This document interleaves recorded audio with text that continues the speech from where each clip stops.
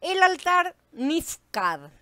Ahora bien, si no tenemos cuidado, algunos detalles importantes se nos pueden escapar debido a los problemas de traducción del hebreo original al griego, después del griego al latín, después del latín al inglés, idioma del cual la mayoría de nuestras Biblias han recibido sus traducciones o al menos su apoyo, ¿no es cierto? Y todas esas cosas evidentemente son como un teléfono descompuesto. En el Pasuk 10 se nos dice que ciertas partes del toro, mayormente la grasa, son quemadas en el altar del holocausto. La palabra hebrea usada para quemar, ¿sí?, es katar. ¿Qué significa literalmente ahumar? O sea, convertir en humo. ¿Sí? Más que ahumar en sí, como si se fuera carne ahumada, o sea, pasada al humo, y convertir en humo literalmente lo que se está quemando. Un humo que agrada a Elohim, como sabemos perfectamente. También es la palabra usada cuando se refiere a quemar el olíbano en el altar del incienso en el lugar santo. La idea es que el quemar ciertas cosas, convirtiéndolas en humo, es una cosa positiva, un procedimiento kadosh, ¿sí? Pero en el Pasuk 12, donde los restos del toro son cargados a un lugar fuera del campamento y quemados en un fuego con leña común, la palabra en hebreo usada para quemar es diferente y lleva consigo un significado casi opuesto a la palabra que usamos en el Pasuk 10 para quemar. La palabra para describir el quemar en esta ocasión es saraf, ¿sí? ¿Qué significa destruir con fuego? Destruir quemando, consumir hasta que no quede nada realmente. El fuego solo consume hasta que el material se acaba, ¿sí? Después se extingue, recuérdenlo siempre, no es un fuego que queme eternamente, porque no se puede consumir eternamente algo que no sea eterno. El único que es eterno es el fuego, pero no lo que consume. La idea es que se estaban deshaciendo de algo que era indeseable e impuro completamente, por eso se llevaba afuera y se quemaba por completo. Nuevamente acá tenemos la personificación del pecado mismo, ¿no es cierto? Era eso lo que se estaba eliminando. Saraf podría ser usado para describir cuando se quema la basura, por ejemplo, ¿sí? Una cosa que se desea extinguir por completo. Por lo que Qatar trata con un quemar sagrado que levanta humo agradable, puede ser aplicado tanto a los holocaustos como a las ofrendas en general que se queman en el altar del holocausto o al incienso, ¿no es cierto? Y saraf con la destrucción completa de una cosa por medio del quemar. Aunque los dos usan fuego, tienen dos connotaciones diferentes. Qatar es constructivo y saraf es destructivo. Lo que es quemado en el altar del holocausto es sagrado y es constructivo, y lo que es quemado fuera del campamento en fuego con leña común es destructivo. Y si la palabra saraf les suena familiar, debería serlo realmente, porque es la palabra raíz de la cual proviene el nombre de la criatura que fue levantada a la vara por Moshe en el desierto, un saraf. Generalmente es traducido como ardiente, como fuego que quema. No cometan el error de creer que se trata de serpientes ardientes, porque saraf significa únicamente ardiente, no quiere decir serpiente. Cuando leemos la expresión en Bamidbar 21:6, serpientes ardientes, dice Hanehashim Haserafim, o sea, son las dos palabras, ¿sí? Nahash es serpiente y saraf, sabemos, serafim es justamente ardientes. Entonces se necesitan las dos palabras juntas para decir que si estamos hablando de serpientes ardientes. Si estamos hablando solamente de ardientes, no sabemos si son serpientes u cualquier otra cosa. También vamos a encontrar que serafines, o sea, serafim, que es el plural de saraf, son descritos por Yeshaya como estando al servicio de Yahweh en su trono. Uno de ellos purifica los labios de Yeshaya. Entonces uno de los serafines voló hacia mí con una brasa encendida que había tomado del altar con unas tenazas, tocó con ella mis labios y declaró, ahora que esto ha tocado tus labios, tu culpa se irá y tu pecado será purificado. Entonces aquí vemos que no todo fuego destruye, sino que también purifica. En realidad purifica, ese es el problema. Pero eso depende de lo que toque justamente. Cuando toca los labios de un profeta purifica, pero cuando toca el pecado, o sea, el animal del sacrificio, lo destruye por completo. Este es el fuego de la ley de Yahweh, que solo destruye la madera, paja y heno, pero purifica el oro, la plata y las piedras preciosas. Es el mismo fuego y tiene dos aparentes funciones diferentes, ¿no es cierto? En realidad la diferencia no está dada en el fuego en sí, sino lo que se está quemando.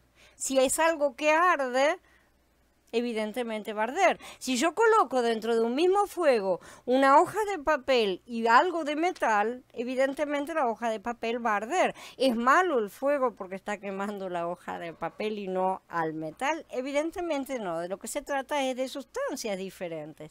Y ahí está el problema en cuanto a qué sustancia nosotros tenemos en nuestro interior. Sí, el trabajo del serafín es traer destrucción absoluta sobre todo aquello que no siendo puro se coloca en la presencia del Adón. Por eso el Adón está rodeado de serafines, ¿no es cierto? Y por eso la gente no puede acercarse, nosotros con el pecado que cargamos no podemos acercarnos a su presencia porque seríamos destruidos. Aquí vemos entonces que esto es purificación también. También vamos a encontrarnos con otra figura de este toro quemado fuera del campamento, en el sacrificio de la vaca roja, como ya mencioné. Ahora la mayoría ha escuchado, ¿no es cierto? La mayoría de todos nosotros hemos escuchado este término vaca roja, ¿no es cierto? Y algunos saben que los judíos están en busca de una vaca roja perfecta porque va a ser necesario construir el nuevo templo en Jerusalén que ellos tienen en su mente, ¿no es cierto? No vamos a entrar en este tema que estudiaremos en su momento, pero mencionaré que la diferencia primaria entre el sacrificio del Hatat y la vaca roja es que el sumo sacerdote tiene que usar un macho, o sea, un toro, ¿sí?, para la ofrenda por el pecado, mientras que la ofrenda de la vaca roja, como resulta evidente por la manera en que se la llama, ¿no es cierto?, envuelve el sacrificio de una hembra, ¿sí?, una vaca, una novilla. En ambos casos, el quemar los restos del animal tiene que ser fuera del campamento. Los dos animales deben ser quemados fuera del campamento, por lo que la clase de quemado es saraf. ¿Sí? Esta es la clase de quemado destructivo. Esto está en Bamidbar 19, lo estudiaremos cuando lleguemos a números, vamos a ver la vaca roja a fondo. Por lo que, ¿qué quiere decir entonces exactamente fuera del campamento? Realmente es bastante literal, ¿sí?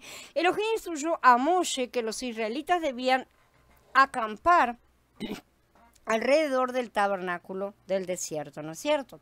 A esta área, este área aquí que vemos, ¿no es cierto?, alrededor del campamento es llamada el campamento de Israel, justamente donde estaban todas las tiendas.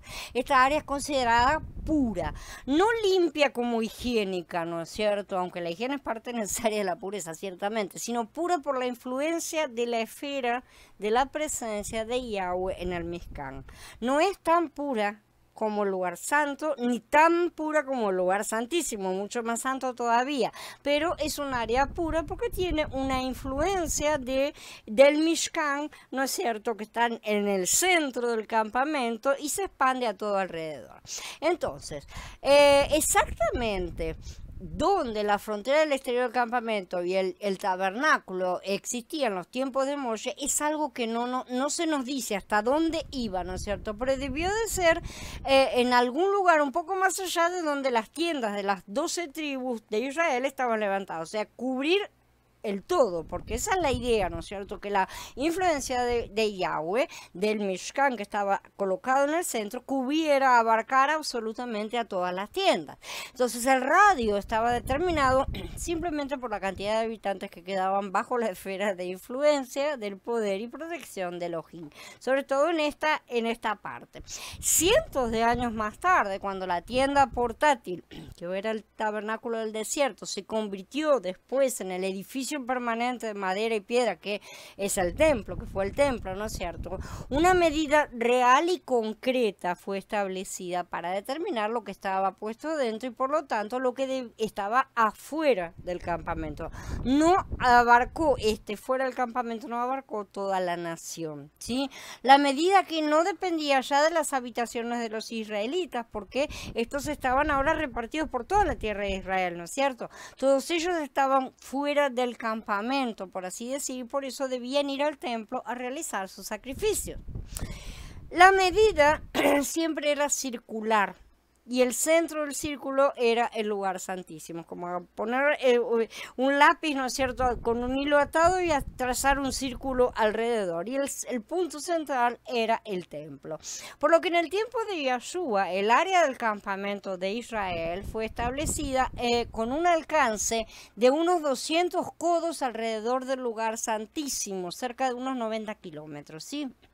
Un círculo imaginario, obviamente, no era un círculo real, se dibujaba alrededor del lugar santísimo en la montaña del templo con un alcance de 90 kilómetros. Todo lo que estaba dentro del círculo estaba dentro del campamento. Y todo lo que estaba más allá del círculo, así hablando de manera general, estaba fuera del campamento. Lo que les acabo de decir está muy bien documentado en la Mishnah, y esto es documentación histórica importante realmente. Para eso sí sirven estas cosas, ¿sí?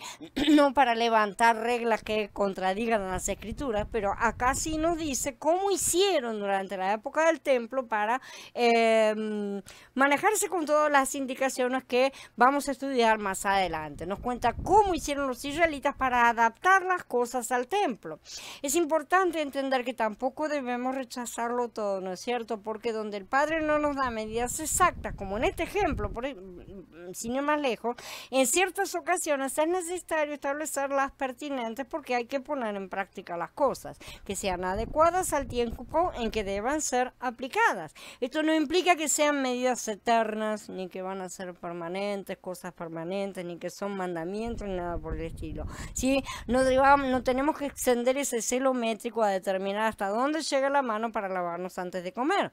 Lo que es bien interesante ahora es un comentario hecho por el escritor de Ibrín, del libro de Ibrín, que generalmente se presume que sea Shaul, ¿no es cierto?, aunque no es del todo seguro, que concierne al lugar donde Mashiach fue clavado en el madero.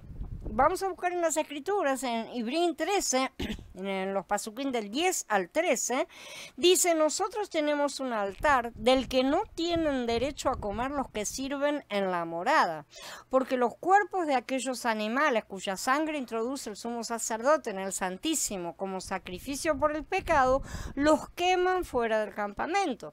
Por eso también Yahshua padeció fuera de la puerta de la ciudad para santificar al pueblo por medio de su propia sangre. Veamos que Shaul, vamos a tomarlo como el autor, ¿no es cierto?, hace una analogía. Él dice que al igual que el sumo sacerdote trae una ofrenda de sangre al santuario como una ofrenda de pecado, un hatat, ¿no es cierto?, la ofrenda que estamos estudiando, pero el cuerpo del toro es quemado fuera del campamento. También Yahshua fue destruido fuera del campamento, y por lo tanto es allí donde nosotros debemos unirnos con él. La mayoría de las Biblias, en español al menos, aquí traducen fuera de la puerta, aunque algunas ponen fuera de la ciudad. La pregunta es: ¿de qué puerta están hablando?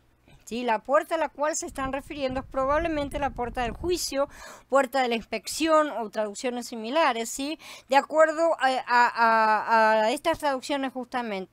En los días de Yahshua había un puente de 2 pisos fuera de la puerta del juicio que alcanzaba al valle de abajo, ¿sí?, y conectaba la montaña del templo con el monte de los olivos. Era sobre este puente que la vaca roja, el chivo expiatorio, eran llevados para los ritos asociados, y sobre los cuales los restos del toro para la ofrenda del pecado por el hatat también eran transportados. La enciclopedia judía nos informa que Mifkad es el nombre de una puerta mencionada en relación con la reparación del muro de Jerusalén por Nehemías. Dice en Nehemías 3:31, después de él, Malquillá, uno de los plateros, reparó hasta la casa de los servidores del templo y de los comerciantes, frente a la puerta de la inspección, es Sha'ar HaMifkad, hasta la sala alta de la esquina. Parece que esta puerta no estaba en el muro de Jerusalén, sino que la parte del muro que daba a ella estaba al este, entre la puerta de los caballos y la puerta de las ovejas. Dice en Yahezkel 43, tomarás luego el novillo para el sacrificio por el pecado y lo quemarás conforme a la ley de la casa fuera del santuario. Lo que aquí ha sido traducido como ley de la casa ¿sí? O costumbre del templo, lugar designado de la casa, afuera del templo, un lugar señalado, depende de las traducciones, ¿sí?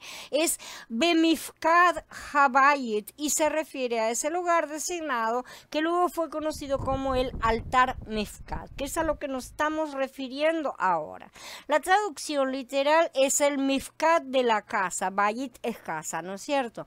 Mifkad significa tarea designada, proviene de la raíz Mifkad, también suena igual, que significa mandato, orden, por eso es una tarea designada, ¿sí? En ese sentido es traducida como ley, en ese sentido, u ordenanza, ¿sí? Y de esta manera aparece en el libro de Yahezkel. Como ya estamos viendo, entonces tenemos dos altares usados como parte del sistema de sacrificios en general. El altar del incienso, que estaba dentro del lugar santo, aunque no era usado por todos, a veces se lo untaba con la sangre, como vimos.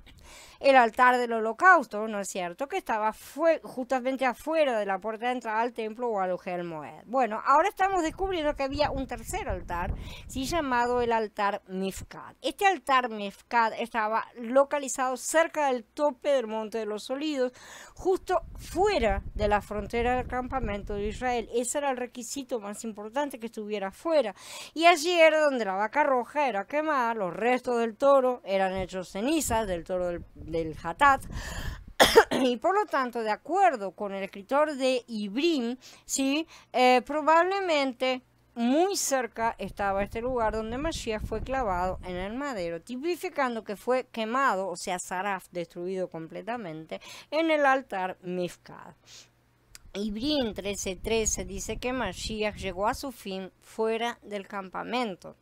Ahora, si uno dibuja un círculo de 90 kilómetros alrededor del lugar santísimo, eso quiere decir que Mashiach no pudo haber muerto en ningún sitio dentro de ese círculo, ¿sí? O hubiera estado dentro del campamento y el escritor de Ibrim hubiera sido un ignorante, cosa que dudo mucho. En estos detalles, confiemos, los yahuditas son sumamente meticulosos, ¿sí?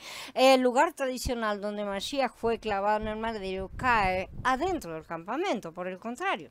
Este es un asunto a analizar y hay varios puntos más. Primero, Mashiach probablemente fue clavado en el madero en el Monte de los Olivos porque el campamento de Israel terminaba en una parte del camino de la cuesta del Monte de los Olivos.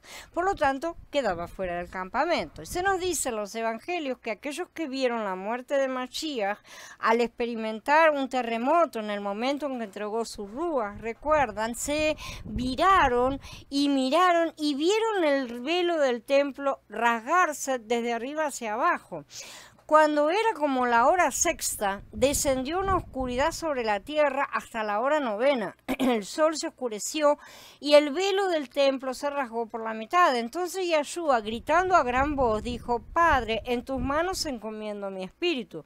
Después de decir esto, expiró. Cuando el centurión vio lo que había sucedido, o sea que él pudo ver el templo, ¿no es cierto?, y la muerte de Yahshua, le dio gloria a Elohim diciendo: verdaderamente este hombre era justo. Él no lo dijo porque Mashiach se murió. Uno más que se muere en un madero no tendría nada que ver. Lo que él vio realmente fue que el velo se rasgó y él dijo: verdaderamente este hombre era justo. Entonces, como ese velo exterior daba de cara al este, ¿sí?, hacia el Monte de los Olivos, el único lugar que estas personas podrían haber estado para poder ver literalmente, ¿no es cierto?, al velo rasgarse, era en el Monte de los Olivos. Virtualmente cualquier otro lugar hubiera estado fuera de su vista. El segundo punto es que hay un gran significado en Yahshua muriendo fuera del campamento, justamente porque nos dice que la muerte de Mashiach fue muy similar a la ofrenda por el pecado para el sumo sacerdote, no cualquier ofrenda de pecado. Como veremos en breve, también a la Corban Hatat por la nación de Israel, porque por supuesto él hizo todo en un único sacrificio, ¿no es cierto? El Corban Hatat por la nación es idéntico a es un ritual idéntico al del sumo sacerdote. Se nos dice varias veces que Mashiach es nuestro sumo sacerdote, ¿no es cierto? Este procedimiento del sacrificio siendo destruido fuera del campamento era solo usado cuando el sumo sacerdote llegaba a estar corrupto por el pecado y ese pecado repercutía en la nación toda, transgrediendo por ignorancia algún mandamiento de Yahweh. Esto no aplica al líder relativo o a la gente común, vamos a verlos separados. Este sacrificio en particular tenía que ser completamente destruido. ¿Qué fue lo que Yeshua dijo? Aquí vamos a entender un poco más la angustia de Mashiach cuando clamó al Padre. Eli, Eli, lema shebachthani, que significa Elohim mío, ¿por qué me has desamparado? ¿No es cierto? Cuando está, que esto está en Matías 27, el Padre por un momento se movió lejos de Yeshua y la furia de Elohim, la cual es absoluta aniquilación, esa es la furia que aniquila, es una furia que no tiene enojo en el sentido que nosotros decimos, pero sí es una cosa que destruye todo lo que no es Kadosh, ¿sí? Esta es la completa destrucción Saraf, esa furia cayó sobre Mashiach para que él la cargara en vez de nosotros. Este sumo sacerdote intercedió también entonces en ese mismo momento, no solo por sí mismo, sino también por toda la nación de Israel. Como decimos que el sacrificio es exactamente igual. Y Yeshua decía, Padre, perdónalos porque no saben lo que hacen. Esa fue la intercesión del Cohen Gadol, ¿sí? Él estaba intercediendo por el pecado de la nación de Israel, al cual habían sido conducidos por los falsos sacerdotes, ¿sí? Él, como Cohen Gadol, el